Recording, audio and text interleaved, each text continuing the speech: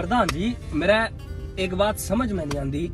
बहुत सारे लोग नु कहे कि छोरी ने ना जितना सिर पे बिठाओगा नहीं तना उतना ही नीचे दाबेगी वह और छोड़ के जाओगी। छोरी की तू सारी डिमांड पूरी करेगा नहीं वह फिर तने छोड़ के जाओगी। छोरी की तू सारी बात मानेगा नहीं वह तने छोड़ के जाओगी। और बहुत सारे लोग फिर दूसरी कहने को है भाई छोरी ने प्यार नहीं मिलेगा नहीं उन्हें जाना ही है। छोरी का तू ख्याल नहीं रखेगा नहीं उन्हें जाना ही है। उससे तू हर 5-6 घंटे बाद पूछेगा नहीं भाई रोटी खा ली के नहीं खा ली और तबीयत कैसी है कैसी नहीं है। नहीं तू केयर दिखाओगा नहीं करे ना करे नहीं तू दिखाओगा नहीं उन्हें जाना ही है।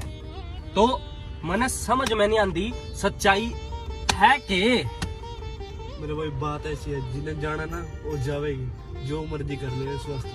ओ मैं छोटा होया करता भाई मैंने बुढ़ा दौरे बेचारा दौरे बैठा करता बुढ़े आदमी दौरे उनके मुंह तो सुनी दिया या ऐसी प्रजाति है इन्हें नहीं तम 7 ताले भीतर दर दो जिन्हें जाना है नहीं वह तो जावेगी।